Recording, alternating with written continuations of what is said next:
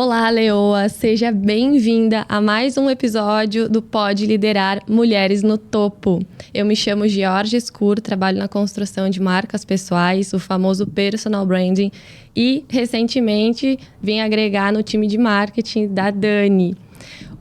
Quem está assistindo pelo YouTube, lembra de ativar o sininho para não ficar de fora de nenhum episódio novo.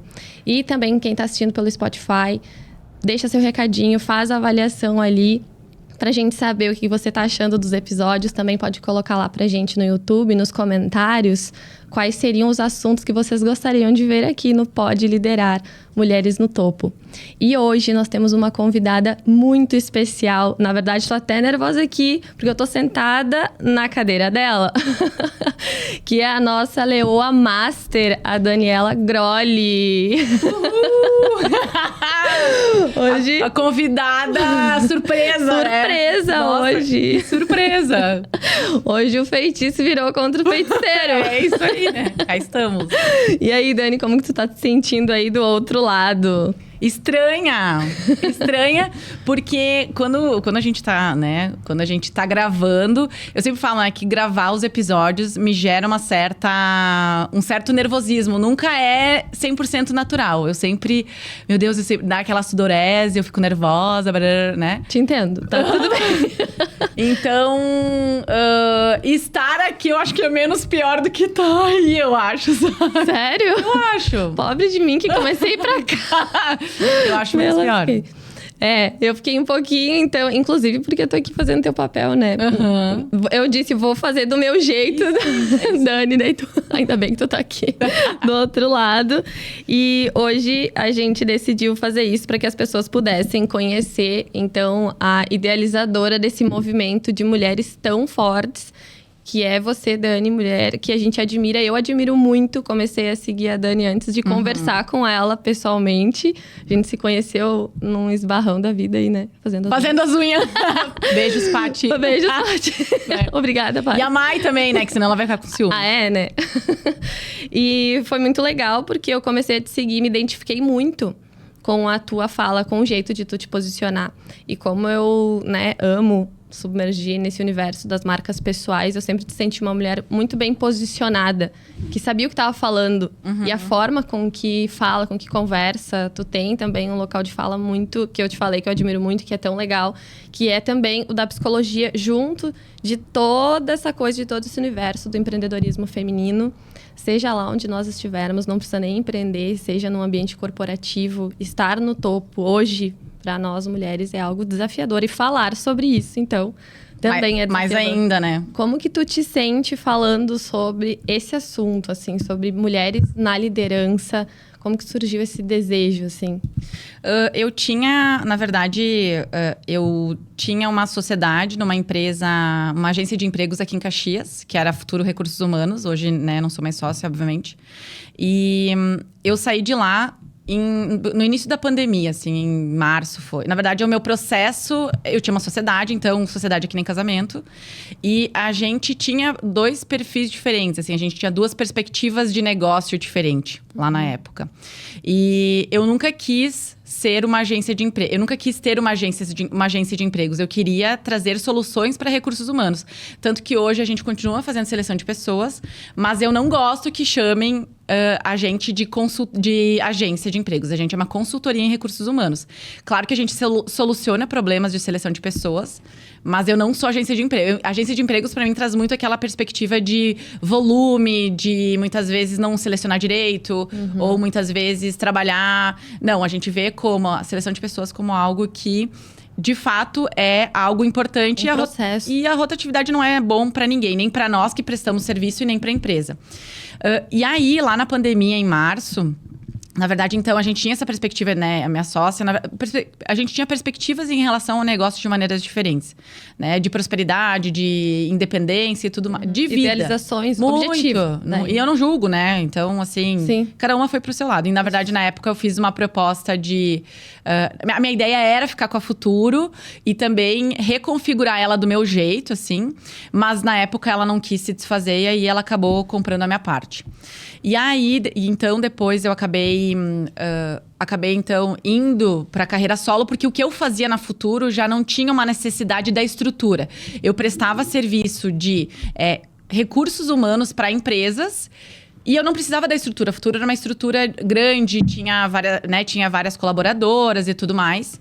Então, eu não precisava... O que eu fazia na época, eu não precisava da estrutura. Então, eu já tinha meu consultório estabelecido, eu já tinha alugado uma sala, construído, e eu não ganhei de ninguém, assim.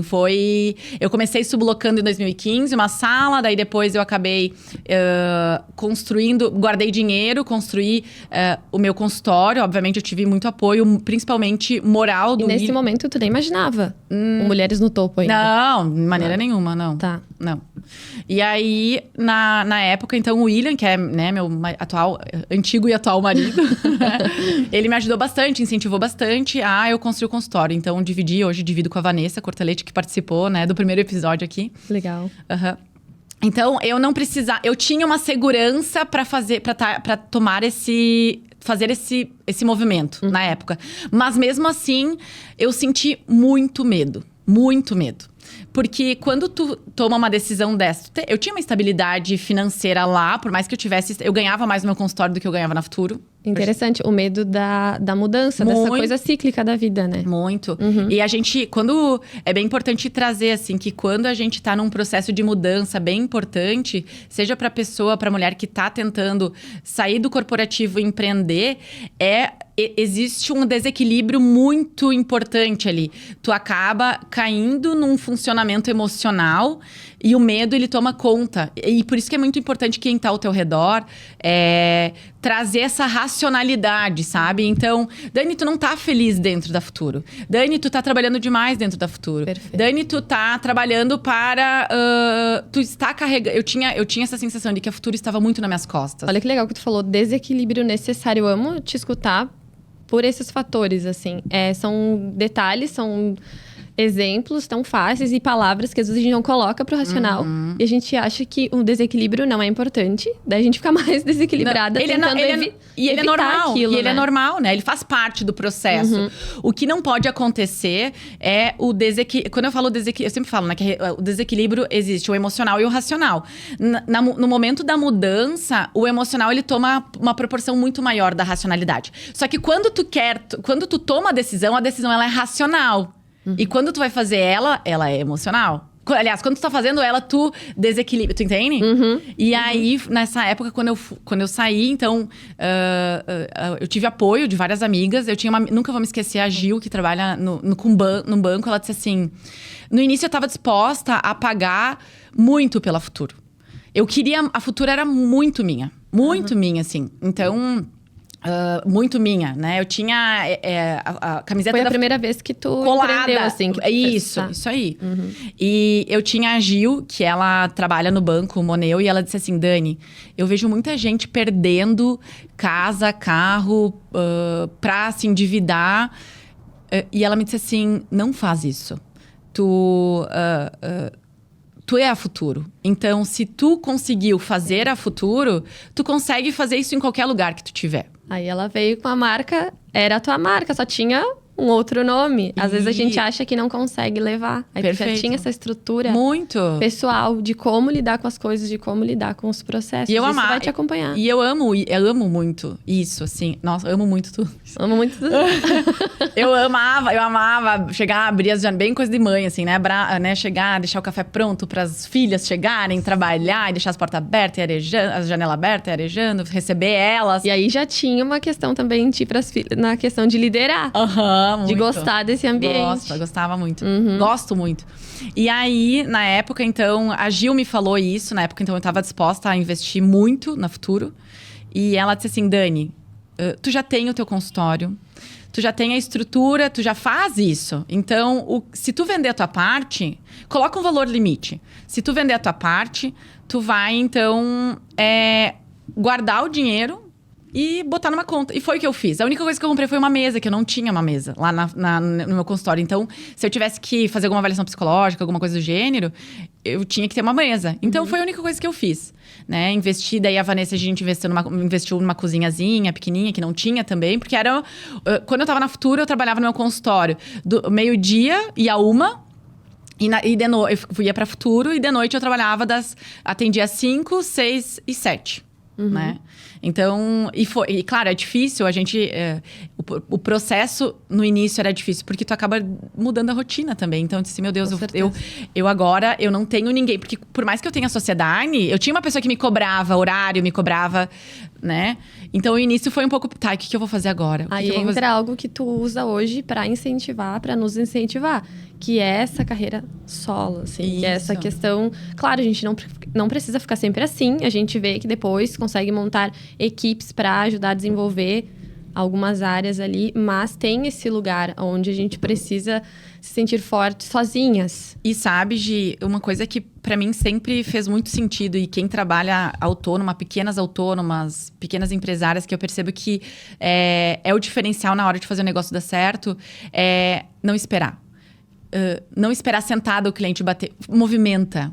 Né? Movimenta. Então, assim, tu não tem cliente, sei lá, faz networking, tu é psicóloga, quem é que precisa quem é que tem contato com, quem é que, psiquiatra, o que eu fiz? Eu fiz contato, na época eu não sabia que eu queria só carreira, né? Na época eu precisava de dinheiro, por mais que eu tivesse segurança financeira, que eu tinha esses clientes de RH, eu comecei a movimentar. Eu disse, que foi um movimento que eu fiz também quando eu me formei. Eu disse, vou fazer convênio com empresa. Isso que eu já ia te perguntar, do porquê também da psicologia, daí tu já pode... Já posso responder Isso aí pra mim. Meu Deus!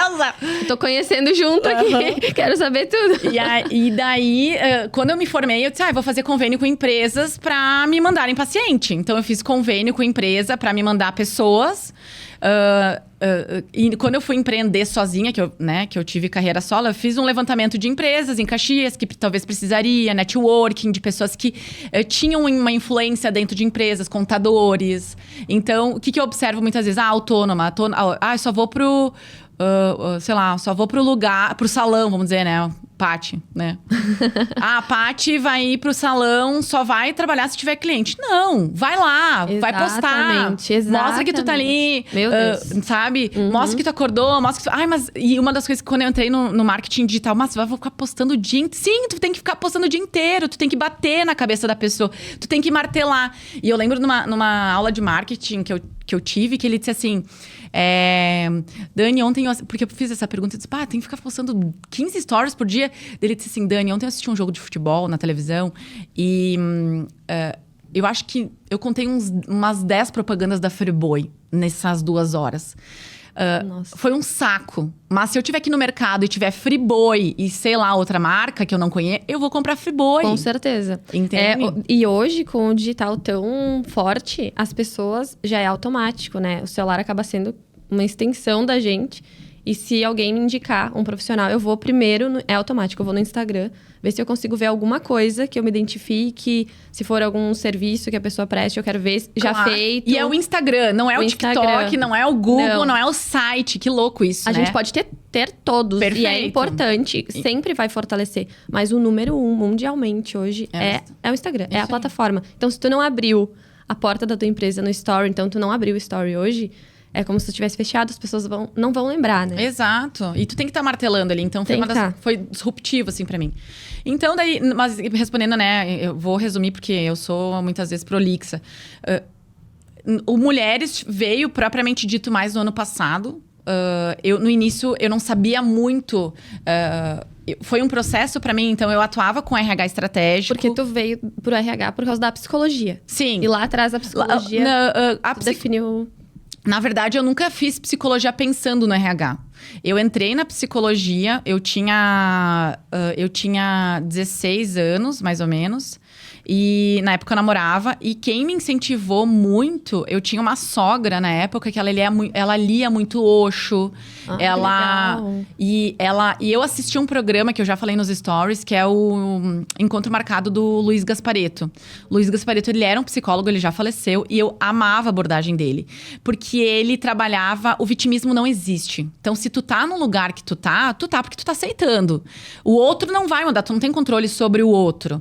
Então, Nossa, eu tinha uma questão com o corpo muito importante na época. Que era, né, eu tinha uma crise, não uma crise, mas eu tinha um distúrbio alimentar muito grande na época. Então, e eu pensava assim, gente, corpo, alimentação não pode ser só comida, não pode ser só comida. É impossível ser só comida, tu entende?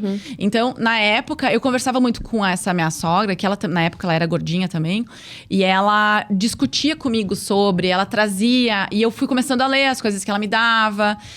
Foi um momento bem difícil na minha vida, porque o meu pai perdeu... Na época, era mais de R$1 milhão. Meu pai perdeu esse dinheiro, acho que eu nunca contei. E na época, meu pai perdeu esse dinheiro. Meus pais se separaram, eu tinha 14, 15 anos. Logo depois, meu pai perdeu essa grana. Foi tudo muito junto, assim, sabe? E valores da família, que era ter plano de saúde, pagar a faculdade. Meu pai já não conseguia mais. Sim. Então, a gente tava sem plano. A faculdade, meu pai só conseguia pagar... No início, né? Ele só conseguia pagar... Me ajudou, né? Quando ele ia me matricular. Até que chegou um momento que ele não conseguia mais pagar. Então, eu tive que mudar. Eu saí da UX pra ir pra FCG pra eu conseguir trabalhar e conseguir pagar. E na época, o meu pai tinha essa crise dele. Eu sentia que eu ocupava esse espaço importante dentro do sistema familiar. Tá, então, aí é um lugar muito legal. Desculpa te Não, vai interromper, lá. porque senão depois eu vou perder. Não, pode falar. Coisas bem legais que tu falou, que trazem a trajetória da tua vida. Porque tem gente que chega, né? Seguidoras que chegam agora e enxergam a Dani aonde ela tá e como ela está. Mulheres têm aquele jeitinho, às vezes, de... A gente se julga, de forma distante e não lembra que essa mulher que tá ali no topo hoje teve uma trajetória incrível. Olha só. Absurdo. O Osho, tu já assistia um psicólogo que fala desse não vitimismo, que é bem a tua característica hoje. Sabe por quê, Gi? Como tu te coloca. Porque assim... Sem vitimismo. Na época, eu penso assim... eu quero chegar em algum lugar. Se depender de outra pessoa, eu tô morta. Perfeito, é isso. A gente pode ter as pessoas, é o que a galera às vezes se perde, né? Tem as pessoas, tem teu marido, tem amigos, tem equipe, que lá no início tu falou, né? Essas pessoas me ajudaram a conseguir entender que a empresa era eu.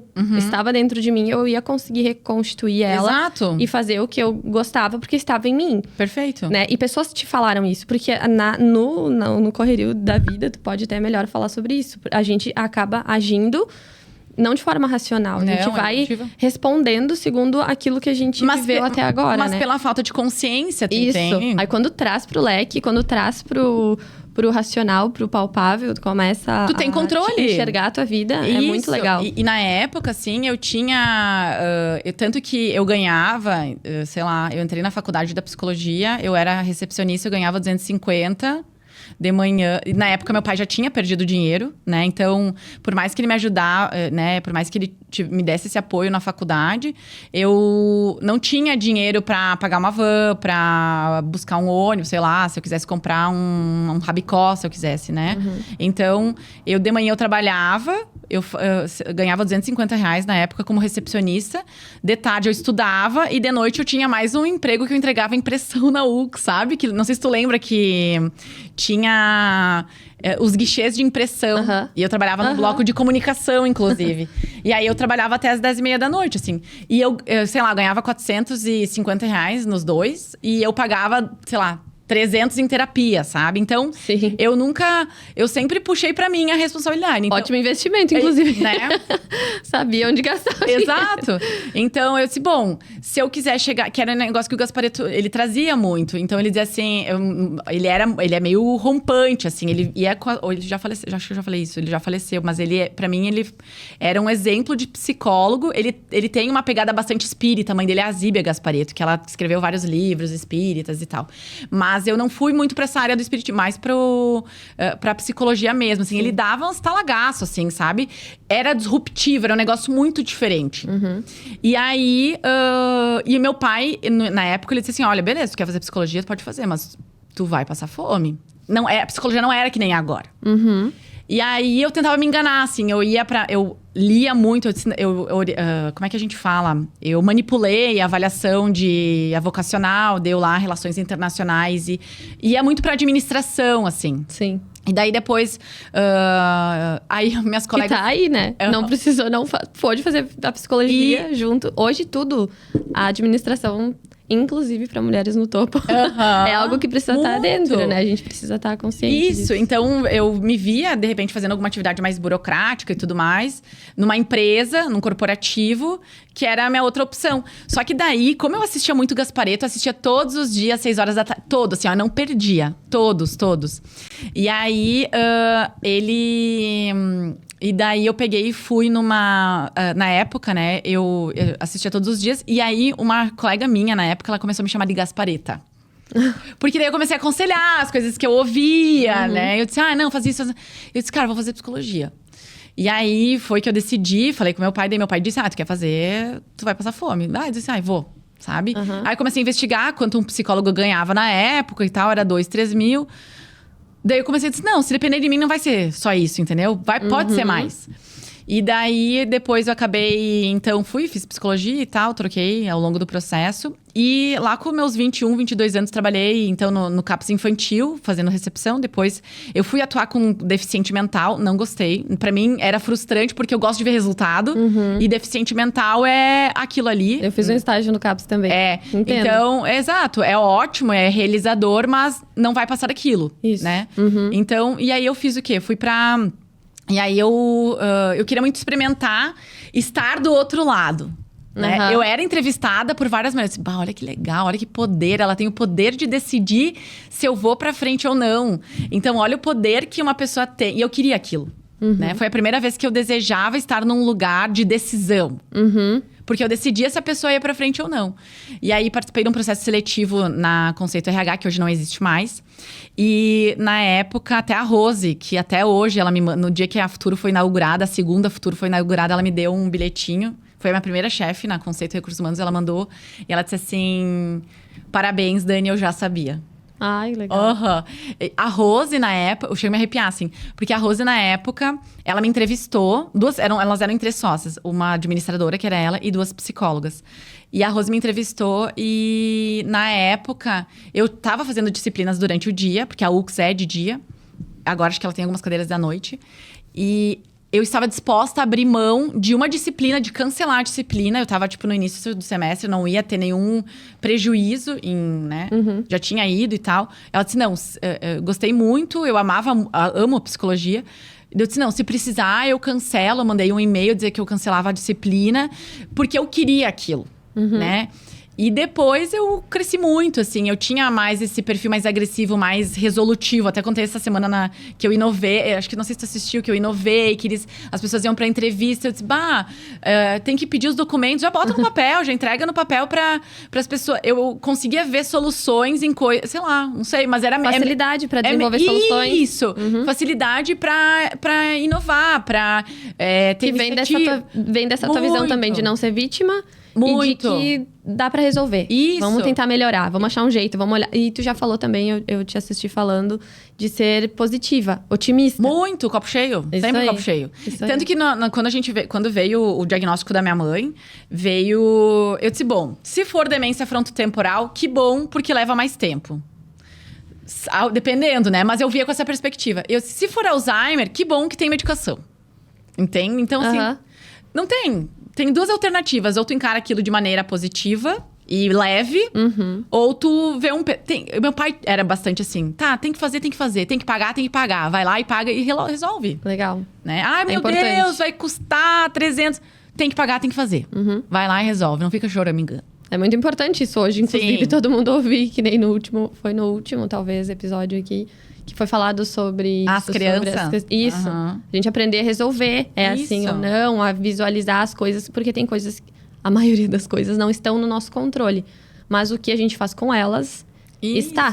E daí entra todo esse lugar onde a gente te assiste, motiva. Quando tu recebeu o bilhetinho, eu já sabia. Nossa! Como é legal ouvir que alguém estava te visualizando daquela forma. Já te enxergando naquele lugar. Até hoje. Reverbera, assim, né? Tipo, nossa, legal. Então, muito. Eu tô indo pro lugar certo. Sim, muito. E aí, enfim, daí eu entrei nessa área de seleção. A primeira vaga que eu fechei foi uma de contadora. Nunca vou esquecer. E aí eu aprendi a começar a avaliar, assim, fui para a área de seleção, comecei a ver que eu fechava bastante vaga. Outra empresa me viu que uma empresa concorrente me viu, que na verdade era uma pessoa que estava dentro de uma empresa e eu atendia essa empresa na parte de seleção. E eu desenvolvi um funcionamento um funcionamento de trabalho. Nunca me disseram, olha, tu vai fazer assim, tu vai fazer assim. Olha, abriu a vaga, manda tanto pra... Eu disse, cara, olha só, segunda-feira, abriu a vaga. Eu tenho que até amanhã ter 3 currículos. Daí eu mandava pra empresa. Porque assim, mundo moderno, né? Tu é a escola do branding para corporativo. Ah, é? É, porque sempre o que eu falo quando perguntam assim se tem como, se precisa desenvolver a marca pessoal sendo corporativo ou CLT, é sobre isso. Agora tu trouxe a tua vida como exemplo. Que tu criava os teus métodos para melhorar aquilo ali, entende? Vamos fazer, vou ficar esperando alguém. E eu botava muito me meu. direcionar. É muito meu. Isso aí, tinha assinatura. Era o método Grolli. É isso aí. É isso aí. Vai pra frente. Muito bom. Muito Isso. bom. Então, o que eu fiz? Eu disse, bom, eu comecei a trabalhar a seleção, eu disse, vou mandar 3 currículos, 3 vai dar uma baixada na ansiedade do cliente, ele vai ter tempo de trabalhar, eu consigo olhar as vagas da tal pessoa. Mando 3, quando eu trabalhei a dela, essa aqui já vai me dar retorno, sabe? E aí eu comecei, porque eu consigo fazer, tem gente que é muito pragmática, primeiro eu faço isso, depois eu faço isso. Eu sou a filha que... A desorganizada, eu sou a filha desorganizada. Sempre fui a do meio, a desorganizada. Então, eu sempre comecei várias coisas e eu não acabava. Mas eu comecei a ver isso, utilizar isso em prol de mim. Entende? Então, eu consegui trabalhar de maneira dinâmica com várias necessidades. Claro que depois de um tempo eu acabo, mas eu não começo um negócio hoje e eu vou acabar amanhã. Não, eu faço várias coisas ao mesmo tempo. Eu ainda sou assim. Eu sou assim. Né? E embora isso na minha infância foi bastante desqualificativo, com o tempo eu comecei a me enxergar que não tem nada de desqualificativo, muitas vezes deixar, claro, para algumas coisas sim, mas eu comecei a utilizar isso em prol de mim. E aí eu disse, beleza, e aí uma empresa me viu, e que era a Kátia, né? A Kátia foi uma pessoa que me impulsionou muito, assim. Hoje eu não tenho mais contato com ela, mas a Kátia foi uma pessoa que me enxergou, ela me deu uma oportunidade que ninguém dá. A Kátia alavancou minha vida, minha carreira, assim. Até às vezes eu penso, será que eu mando uma mensagem pra ela agradecendo? Porque às vezes a gente para pra pensar. Porque a gente se distanciou e nunca mais falou. Porque ela eu já vou explicar por quê. Aí... Eu acho legal os 2 pontos, né? A gente tem que ser grato pra quem abriu a porta. Muito. Mas também tem que ver que o que fez abrir a porta, ela viu alguma coisa em ti que valia a pena. Pra que essa porta, né? Pra que ela pudesse abrir essa porta. E aí, na época, eu acabei... que daí ela abriu a Futuro, Recursos Humanos, né? E ela com 23 anos, ela me deu uma posição de supervisora. E aí, eu atendia a empresa do pai dela. Ela fazia a seleção dentro da empresa do pai dela. E ela disse, meu Deus, essa guria atende... como nenhuma agência me atendeu aqui em Caxias. E aí, ela me fez uma proposta do dobro do que eu ganhava. Pensa, eu tinha 21 anos, 22, eu ganhava R$600. Ela me ofereceu 1.500, let it go. E aí, que meu pai era muito referência. Daí, ele disse assim, Dani, cavalo encilhado passa uma vez só. Eu disse, eu vou. E aí, eu fui. E foi traumática a minha saída da Conceito. Foi horrível, assim, foi bem difícil. Hoje eu entendo, porque eu passei, depois de um tempo, pelo que minhas chefes na época passaram.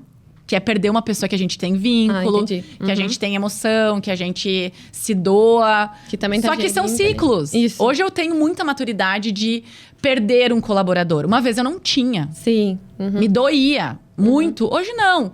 Então hoje eu dou o melhor de mim para que elas se mantenham na empresa, mas se elas não estiverem felizes, tá tudo bem, eu contrato outra pessoa. E nesse momento, às vezes, a empresa acaba... Também, tudo que ela fez de bom para aquele funcionário, na hora que percebe que ele quer sair, às vezes eles se passam. Isso. E daí começa aquele atrito. Aí tu sai, ao invés de sair os dois com coração, porque a gente nunca sabe. Nossa. A vida é cíclica. Muito. Pode se encontrar lá na frente de outra forma e um precisar do outro de outras formas, né? E é aquele negócio. Eu me senti punida por pedir... Foi como eu me senti, né? Me senti punida por pedir demissão. E aí saí, enfim, comecei lá na Futuro Recursos Humanos. Depois de um tempo, ela me deu 10% da empresa. Foi aí que eu comecei a crescer. E aí veio a prima dela, que também ganhou mais uma porcentagem. Chegou ali a crise de 2014. Eu nunca falei nada aberto disso. É a primeira vez que eu tô falando. Ah, muito bem. Tudo inédito. 2014 veio a crise. A Kátia quis sair da empresa. A gente comprou a parte dela. E foi aí que a gente se afastou, assim, né?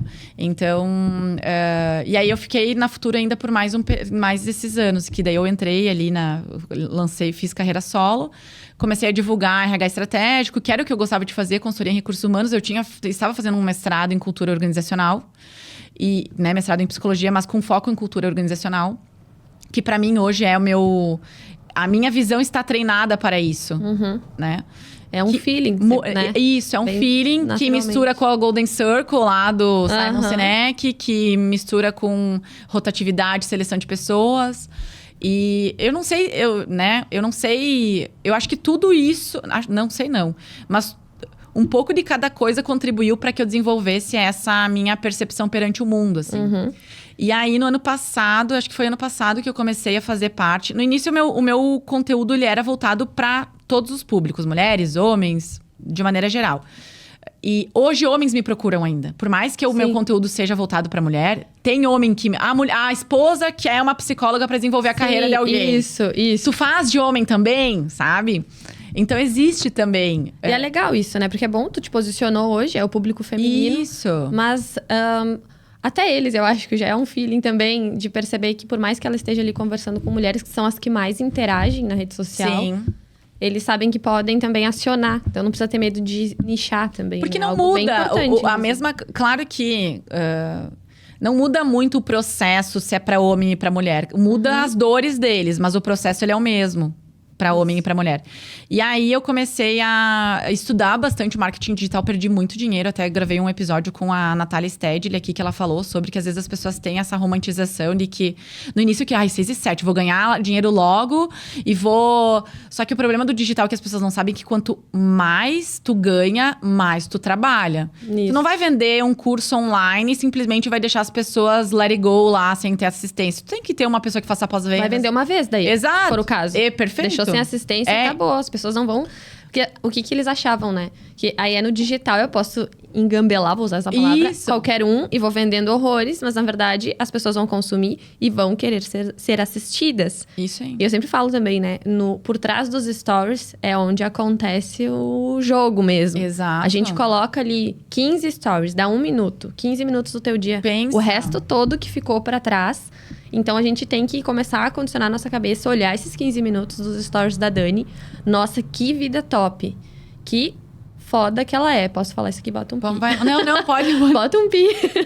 Aí, e é isso, a gente olha e às vezes se compara, entra num lugar que ao invés de chegar perto da Dani, eu me sinto tão distante, ou alguma coisa que ela falou, talvez não me identifiquei naquele dia, e a gente ou julga ou se afasta de pessoas que podem nos levar a atingir os lugares que a gente deseja, a estar mais próxima do topo. Perfeito. Porque mulheres às vezes têm isso. Eu não sei se tu já sentiu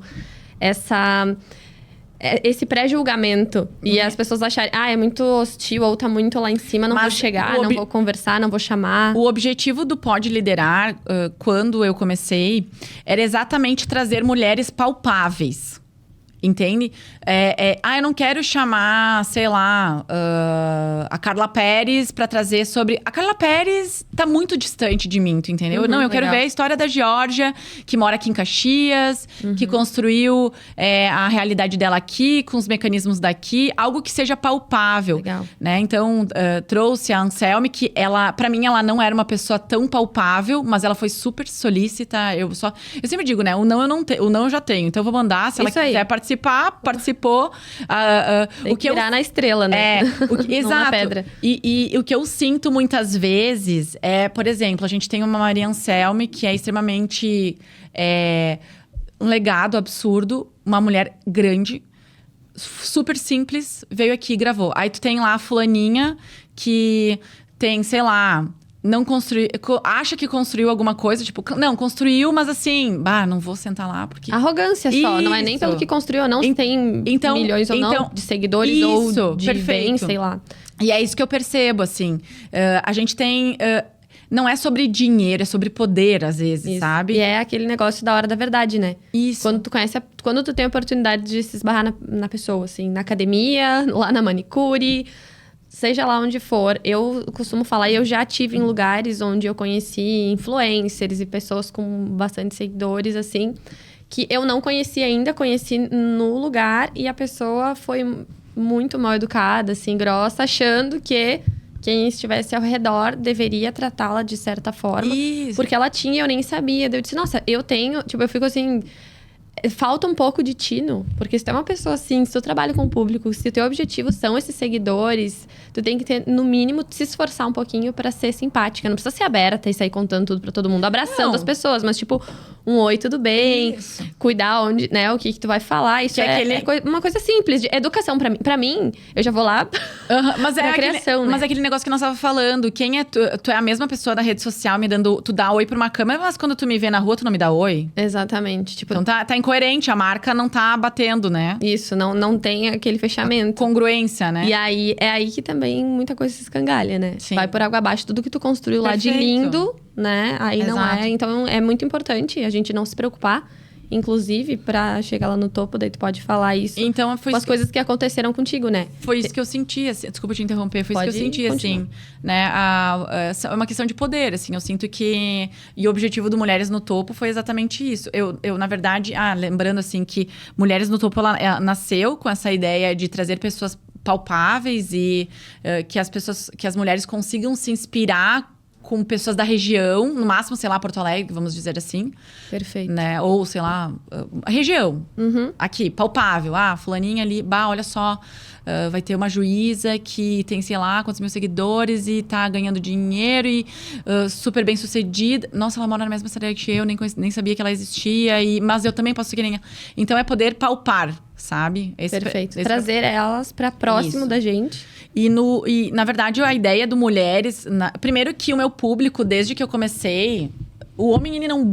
É muito... Se tu for pegar 10 pessoas, 2 homens vão buscar se desenvolver e crescer. E 8 mulheres vão desejar, sabe? Vão ter mais interesse, digamos assim. Sim. E a mulher, na verdade... Eu lembro que quando eu trabalhava nessa empresa que eu te falei, ali, a primeira empresa de seleção, a gente fazia a seleção para Randon. E essa é a história que mais me marcou. Foi a história que mais... não me marcou, mas que me impulsionou, digamos, a talvez falar com mais mulheres, né? Que abriu o leque. Que abriu faz uns 2 anos. Vou te dizer quando.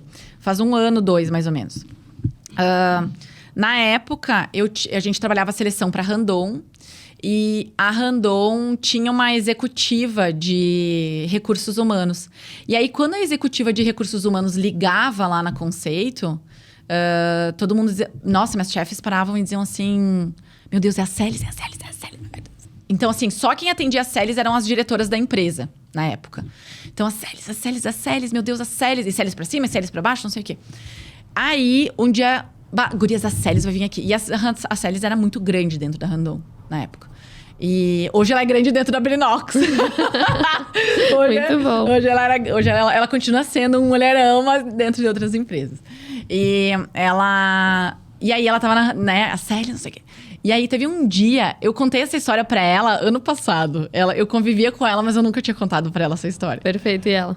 E aí, na época... E aí, as chefes, no caso, elas... A Celis vai vir aqui semana que vem pra uma reunião. Pensei, eu disse, bom... 2011, eu acho que era, 2010. 2010. Sei lá, vamos lá, 15 anos atrás, né? Mais ou menos. Mulher, numa posição de recursos humanos, executiva, deve ser uma velha, né? Porque pra construir tudo isso. Isso, e pra construir tudo isso, por ser uma mulher, ela deve estar há muitos anos, ela conseguiu por tempo de casa. Só que daí chegou lá, daí veio a tal da Celis. Aí chegou uma mulher morena, nova, eu acho que ela devia ter uns 35 anos na época. E eu disse assim, cara, eu quero ser essa mulher. Ó, top. Eu disse, quero ser essa mulher. Uma inspiração. Muito, quero ser essa mulher. Eu disse, se ela conseguiu, eu também consigo. Então, eu desejava estar no lugar dela. Com 35 anos, vamos dizer. E aí, quando chegou a pandemia... Na verdade, quando eu me lancei na carreira solo, eu comecei a fazer lives. E eu disse, vou convidar a Celis. E ela super topou. Só que pra mim, ela não era uma pessoa palpável quando eu tinha 20 e ela... Sei lá quantos anos ela tem, mas na época eu imagino que ela devia ter uns 35. Eu tinha uns 22, 23, ela devia ter uns 35. Então, pra mim, ela não era algo E palpável. olha quando que ela foi ficar sabendo que a vida dela, a estrutura dela tava servindo de inspiração, né? Isso é muito legal. Muito. E aí, ano passado, daí eu fiz a live com ela, super entrevistei ela, porque pra mim ela não era palpável. Mas quando talvez eu me coloquei numa posição de palpável perante ela, eu disse, vou mandar uma mensagem. Mandei mensagem, ela super participou, ela super, né, quis participar e tal. E eram as lives que a gente fazia no Instagram na época. Que agora ainda continua tendo, né? Mas bem menos. E eu acho que foi na época da pandemia, talvez. Não foi. Não foi na pandemia. Foi uma época. Eu comecei a gravar lives. Todo mês eu convidava, fazer uma convidada. Todo mês eu convidava alguém. Já começou o pod lá. É, isso aí. Tava ali. Que é o movimento que eu te disse. Eu não tava parada, eu tava produzindo. Por mais que eu não ganhasse nada, eu sempre tive isso. Eu não vou esperar nada em troca. Eu só vou fazer. Em algum momento eu vou colher isso. Eu nunca pensei que é o que a gente falou no episódio da geração que tá vindo. Eles só. E muitas pessoas fazem isso. Tu só faz algo depois que tu recebe algo em troca. E pra mim, não. Eu confio no processo. Napoleão Hill fala sobre isso. Confia no processo. Dá o teu melhor, que ali na frente tu vai colher. Não tem como dar errado. Exato. E aí a Celis falou. A Celis, na época, então, participou da live e tal. E aí, ela me convidou pra chamar... daí, ela começou a me seguir, começou a acompanhar o meu conteúdo e tudo mais. E ela viu que eu era mais objetiva, mais sem vitimismos, mais... eu entendo que é muito parecido com ela. E aí, ela queria que eu assumisse o comitê. Elas abriram o Grupo Mulheres do Brasil, que é da Luísa Trajano, aqui em Caxias. Ela foi uma das idealizadoras, a Andréia e a Júlia, que hoje ainda existe. E um almoço, uma conversa, ela disse, Dani, eu gostaria que tu assumisse o núcleo lá de... Não, é o núcleo de empreendedorismo e tal. Eu disse, não, super participo, comecei a dar palestra. Mas eu não consegui tocar o núcleo. Fiquei uns 2 meses, mais ou menos, ali na gestão. Mas era difícil, não conseguir. Daí, enfim, acabei... E mesmo sendo em dupla... mandava muito? Muito. E principalmente porque estava no início, assim. E aí eu acabei saindo do núcleo de empreendedorismo, mas eu continuei no Grupo Mulheres do Brasil. Então, vou lá, faço palestras, elas preparam mulheres para o mercado de trabalho, empreendedorismo, dão esse suporte aí para mulheres que não têm condições. Certo. E aí, quando eu fiz e daí, o meu público, ele se mostrava mais mulheres E a gente tem medo de nichar no início. Parece que a gente tá perdendo. Isso. Mas 95% do meu público era mulher. E depois eu comecei a meio que respirar essa dor. Comecei a estudar um pouco mais sobre o fato de mulheres, até pelo meu papel, até pela minha história, até pela minha trajetória profissional. Eu estou indo para um lugar onde eu quero ser mãe. Então, como é que é isso para outras mulheres? Como é que elas abrem mão da carreira delas? Legal. E deixa eu te perguntar, de toda essa tua trajetória, teve algum desses marcos que foi o mais importante, assim, o que tu sentiu que te deixou mais forte, mais incisiva, inclusive... Pra te deixar como a Dani de hoje, assim. Pra falar. Eu acho que o que mais... Eu sempre fui uma criança, adolescente muito, muito consciente. Eu nunca... eu sempre fui muito consciente de que eu precisaria entender as coisas. Talvez por eu ser controladora, mas desde criança... eu sempre fui muito resiliente. Mas acho que é uma característica minha, não desenvolvi isso, sabe? Assumiu uma maturidade, talvez, por alguma coisa. Uma série de coisas me fizeram ser desse jeito. O bullying que eu sofri na escola. Eu sempre fui uma criança que, embora eu sofresse bullying... Hoje eu sei que eu tenho hiperatividade, que na época era hiperatividade. Eu sempre fui uma criança que sofria bullying, eu não reclamava... Mas eu não conseguia parar quieta. Então, eu sempre... Porque o bulinado, ele se esconde. Eu não conseguia me esconder. Sim. Então, eu continuava sendo alvo, né? Então, isso pra mim foi bem importante. Eu acho que tem uma frase, né? Que eu já falei em outros episódios. Que a infância, ela é... No último eu falei. Que a infância, ela é um solo que se pisa a vida inteira. Então... Pra mim, as coisas que mais me marcaram foi aonde eu tinha pouca maturidade pra dar conta. Legal. E foi isso que mais me enriqueceu. E a perda do dinheiro do meu pai, porque... Daí tu teve que te refazer, muito, né? Eu tive que desenvolver. E eu não fugi disso, tu entendeu? Então, mas é uma característica minha, assim, de ter resiliência e reescrever, de ressignificar isso. Então, sofrer bullying na escola foi algo que me marcou muito. A perda do dinheiro do meu pai, a separação dos meus pais foi um negócio que me fez sofrer absurdamente. Tanto que por muito tempo eu não queria ter filhos e nem casar. Pra mim isso era uma... Eu trabalho isso até hoje em terapia. Já enxergava o final? Não, talvez, já... né? Perfeito. Eu tenho que casar com separação total de bens, porque... Sim, já se preparava pra algo que não foi teu. Perfeito.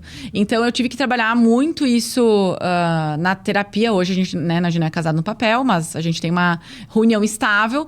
Mas isso ainda, pra mim, é motivo de trabalhar em terapia. Isso é muito interessante na mentoria que tu faz com as meninas lá no teu consultório, com as mulheres que querem empreender, que querem chegar no topo. Vocês falam sobre isso? Muito! Ah, legal. Muito, sabe por quê? Porque, assim, a carreira da mulher depende da base de apoio que ela tem. Incrível. Se é um homem que tem uma cultura opressora, de anulação da mulher, que não vê a mulher com valor, né?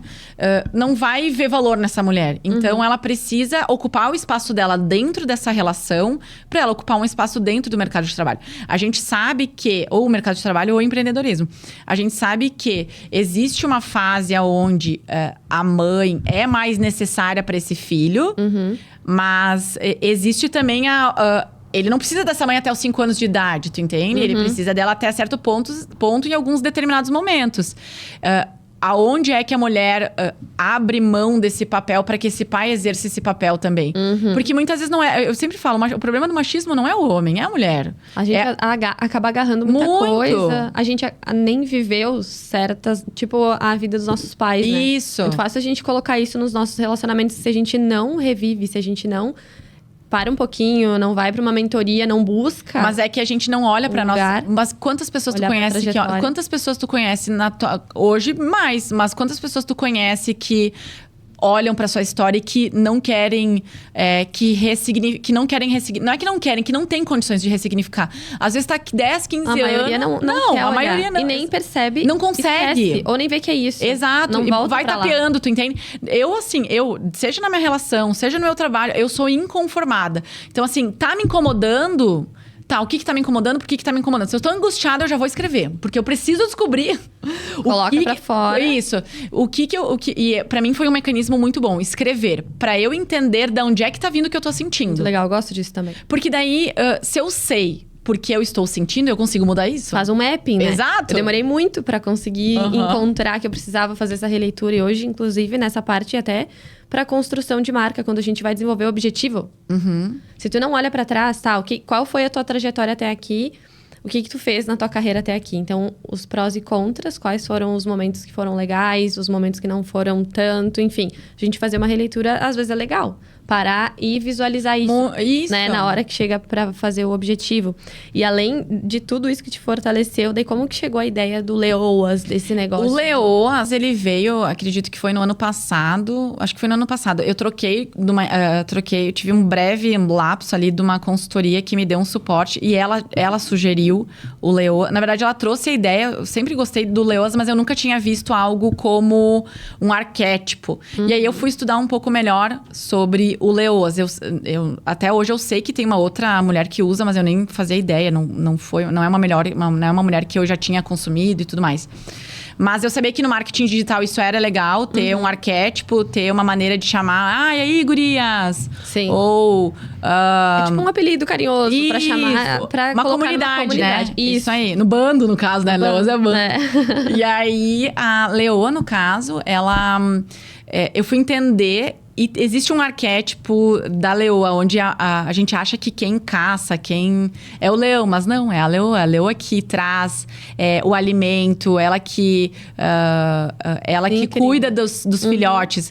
O leão, ele só cuida do território, ponto. E como é legal eles se encaixarem, eles fazem e não ficam brigando sobre os papéis, né? Isso é bem legal. Exato. Bem interessante. E aí foi aí que veio o Leoas, assim. Eu até no início eu tava com medo, às vezes eu fico um pouco constrangida de utilizar o Leoas, porque... ai, meu Deus, o que as pessoas vão achar que estão sendo chamadas de leoa, sabe?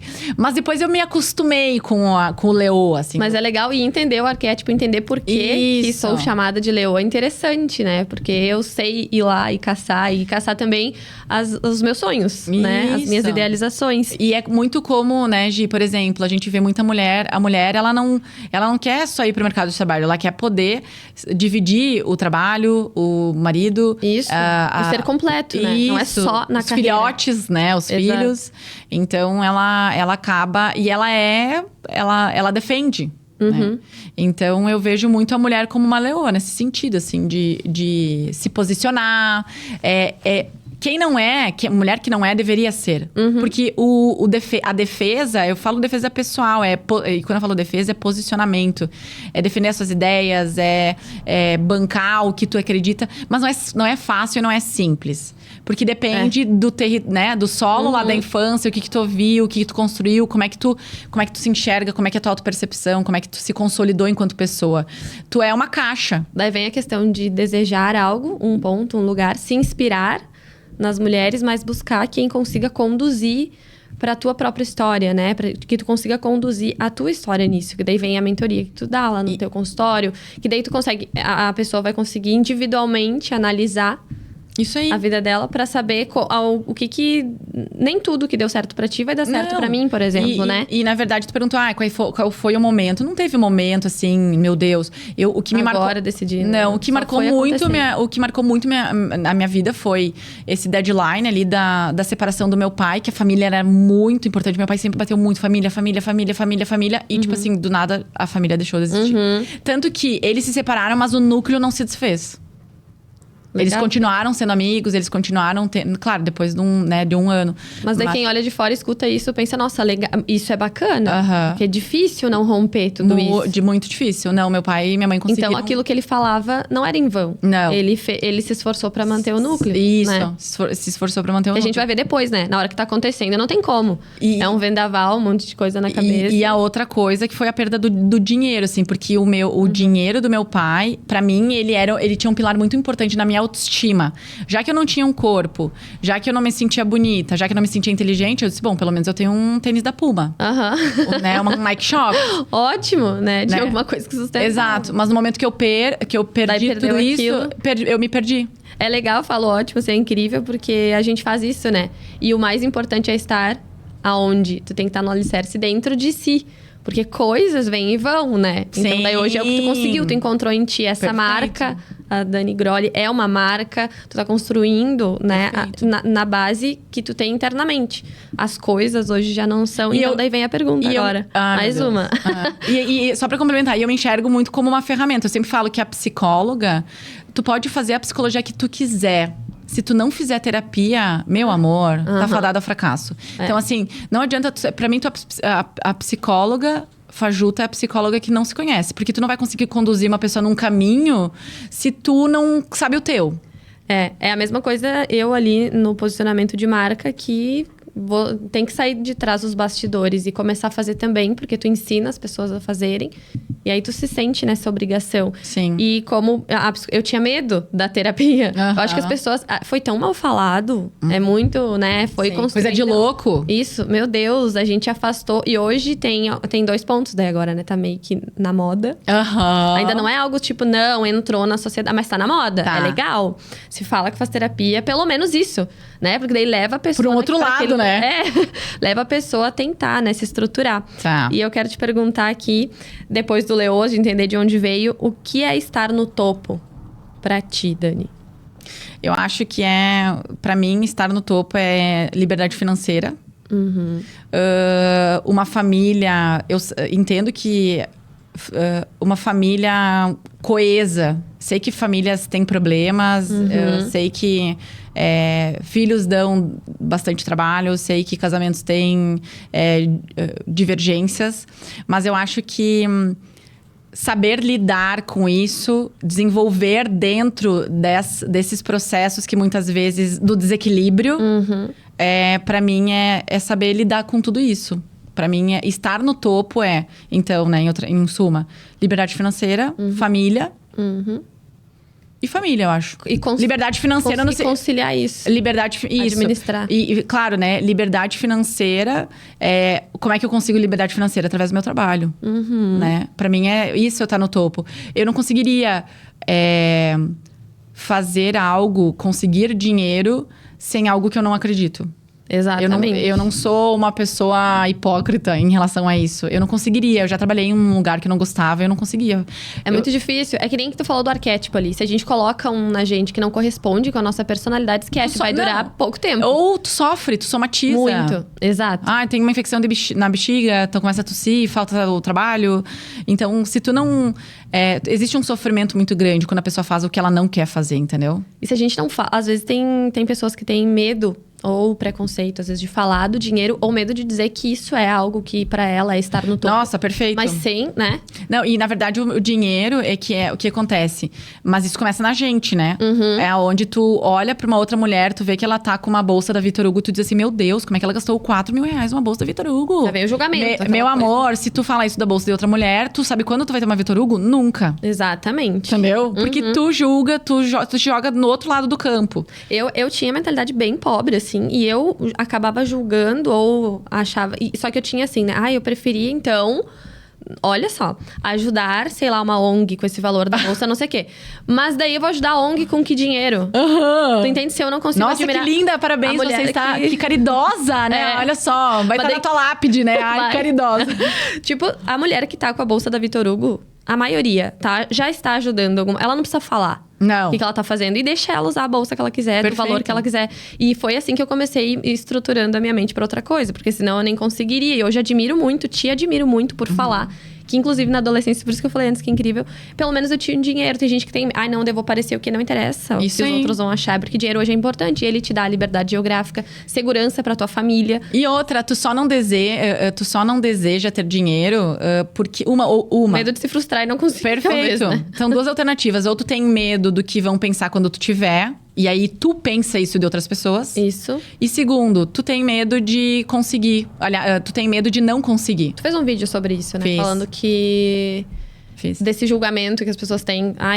O dinheiro ele não move o caráter de ninguém. É isso. Eu acho que foi essa semana que eu lancei. Não, perfeito. A pessoa, se a pessoa começa a ser arrogante, prepotente, ela já tinha isso dentro dela. É muito o que eu acredito, assim. Exato. Porque foi o que ajudou a girar minha chave. Isso. Há alguns anos atrás. Pensar que, não... O dinheiro, ele só potencializa aquilo que tem dentro. Vai potencializar o que eu já sou. Não preciso ter medo. Perfeito. E eu ouvi coisas assim... No fundo, Gi, desculpa. Pode as pessoas têm medo do poder. As pessoas têm medo do sucesso. A gente tem mais medo da luz do que da... Ficar ali na lama parece que é fácil, né? É a zona de conforto. Exato. E tu sabe, vou te dizer uma coisa. Quando eu sofri o cancelamento lá em novembro, foi o meu momento de talvez ter conseguido sucesso mais rápido no marketing digital. Mas eu, inconscientemente, depois eu trabalhei isso em terapia. Porque eu fui tão cancelada...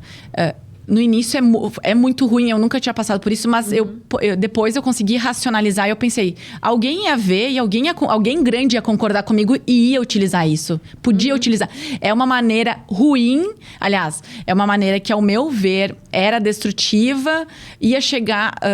é uma maneira desconfortável, dolorosa, de talvez chegar no topo, mais ainda. Só que eu não consegui naquele momento. E eu levei pra terapia e pensei, no fundo, eu acho que eu não estava preparada pra ter sucesso. Né? Então, foi um cancelamento bobo, não foi imoral nem nada, assim, não falei nada demais. Mas foi um cancelamento de uma perspectiva de outras pessoas. E a gente fica com medo do cancelamento, mas a gente é cancelada todos os dias. Porque quando a gente se posiciona, pessoas vão nos cancelar da agenda de contatos dela ali, ou vão deixar de seguir, e outras vão amar. E tudo bem, se a gente pensar sempre assim, a gente passa mais rápido por esses momentos, assim, né? E claro que tem, na hora... Ninguém gosta de perceber que tu tá desequilibrada. Isso entende? Aí, tu tá desequilibrada. É muito difícil. E naquele momento, pra mim, foi difícil.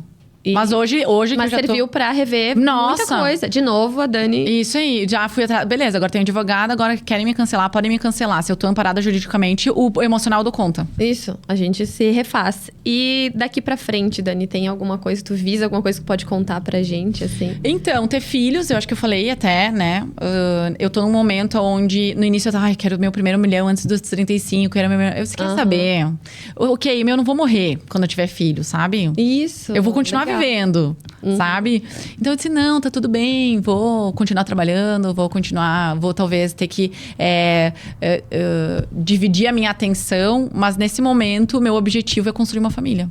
Lindo, perfeito. Eu acho que toda mulher depois dos 30 se pergunta, começa a sentir uma força ali que a gente acha que é da sociedade, mas a gente lá no fundo também sabe que existe o fisiológico, né? Então a gente começa a pensar, eu quero ter filho, parece que vai cancelar o que tu já tá construindo, que vai anular, que vai Isso aí. cortar, mas na verdade não, vai somar, porque daí tu vai trazer muitas outras vivências, né, para todo esse ciclo que tu está inserido. E continuar promovendo o desenvolvimento na vida de mulheres, principalmente da Sharon e da Luana, que trabalham junto comigo, né, na seleção.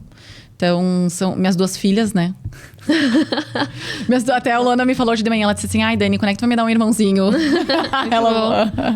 E além de tudo, né, de ser essa mulher que tem facilidade para se reencontrar, para se refazer, que passou por tantas coisas que talvez muitas que te assistem nem sabiam. Não. Que são toda essa trajetória, esse storytelling, a história da tua vida conecta várias mulheres em vários setores. Daí teve a parte da obesidade ali, ou era maior na adolescência. Hoje não é, ninguém talvez nem imagina que tu tenha passado por isso.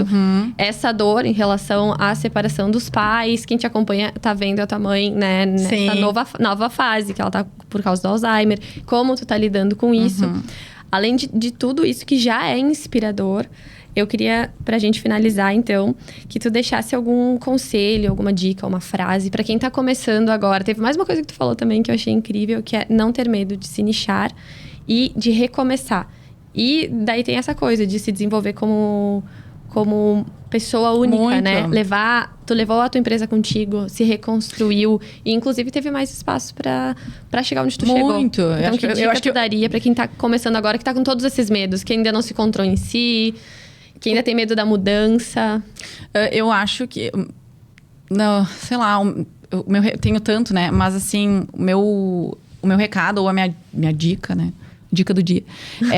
Eu acho que o autoconhecimento, ele é uma ferramenta independente da área que tu tiver, da esfera que tu tiver, da vida que tu tiver. Se tu tiver um problema e tu for para Nova York, o problema vai contigo. Então, assim, tu não tem como fugir de ti mesmo. E quando eu saí da Futuro, eu cresci muito mais rápido, sozinha. Então, se eu não tivesse autoconhecimento, se eu não tivesse segurança e autoconfiança, eu não teria feito esse movimento. Poderoso isso, muito poderoso. Então, o autoconhecimento, pra mim, ele é uma ferramenta, ele potencializa, ele acelera o processo. Então, por mais que tu pense, vou numa psicóloga, vou ficar falando o quê lá? Cara, tu tá tecendo o teu futuro. Porque cada fase da nossa vida, ela tem gatilhos diferentes. Então, assim, eu estou em paz com o meu corpo. Mas quem me garante que quando eu estiver grávida com 15 quilos a mais, eu não vou ter gatilhos de funcionamentos que eu tinha quando eu tinha 8 anos, 10 anos, entende? Então, a gente nunca... o ser humano, ele é uma pessoa que nunca... quando é que tu vai parar de fazer terapia? Nunca. Não tem como. Não tem como. Tá evoluindo. Se tu quiser evoluir e crescer na vida... E o ser humano, ele é complexo, entendeu? Isso. Ele não é sempre numa fase ele é diferente. complexo, ele é abstrato. Então, cada fase da vida, ela evoca sentimentos e memórias diferentes. Muito legal. Então, pra mim, se eu pudesse dar uma dica pras pessoas, pra mim é autoconhecimento. Engloba tudo. Autoconhecimento vai descobrir pra que tu serve, tu vai dar significado pra tua existência. Né? Tu vai saber para que tu serve, tu vai saber né, o teu propósito profissional, tu vai se descobrir. Quando a pessoa te chamar de grosseira, tu não vai se ofender porque... Perfeito. Tu entendeu? Não entendeu, tu não vai ficar se explicando. Tu tem controle sobre quem tu é. Isso, exatamente, saber quem tu é, né? E entender que o outro fala sobre isso. Isso aí, exato. É meio clichê, né? Mas... Mas é clichê, mas não martelar, é difícil internalizar isso aí no dia a dia, na hora de responder com essas coisas. Isso aí. Incrível, Dani, maravilhosa. Só com esse final já fechou com chave de ouro. Autoconhecimento, muito pra mim, eu aplaudo de pé. Que foi o que me ajudou. E eu acredito também que nada é por acaso e também foi o que me ajudou a estar próxima de ti hoje, que é uma honra. Muito obrigada. Tô apavorada, tô na cadeira aqui. Tô na cadeira da Dani Grolli, gente. Não dá um close em mim aqui. Eu vou postar isso. 5 anos consecutivos. Isso aí. Porque aqui eu tô no outro lado, que tu tava na história lá de quem tu olhava de longe e esperou ter um tempo pra conseguir chegar perto, sentir que pode estar. Daí foi comigo e Muito bom. Obrigada. Muito bom te conhecer assim também. Eu conheci junto muitas dessas coisas. Algumas eu já tinha acompanhado no Mas que tu muitas traz não, na rede né? social, mas muitas não. Foi incrível, revelador. E a gente precisava conhecer a dona do bando, né? Não dá pra seguir um bando. Todo mundo quer conhecer a líder do bando. É verdade. Eu agradeço, será? Muito obrigada pela sua presença. Leoas, então, muito obrigada. Comentem aí se vocês estão assistindo no YouTube, se vocês gostaram de conhecer a nossa líder, a nossa Leoa Master. Sigam, tem que clicar no sininho também, além de seguir o canal do YouTube, clica no sininho que vocês recebem sempre uma notificação quando tem um episódio novo. Quem tá no Spotify também pode compartilhar com todo mundo aí. Esse episódio é incrível, a gente precisa mandar para todas as leoas, para quem a gente quer que esteja crescendo com a gente. Então, muito obrigada. Sigam todas as redes sociais da Dani, tá tudo aí embaixo. E até mais. Um beijo.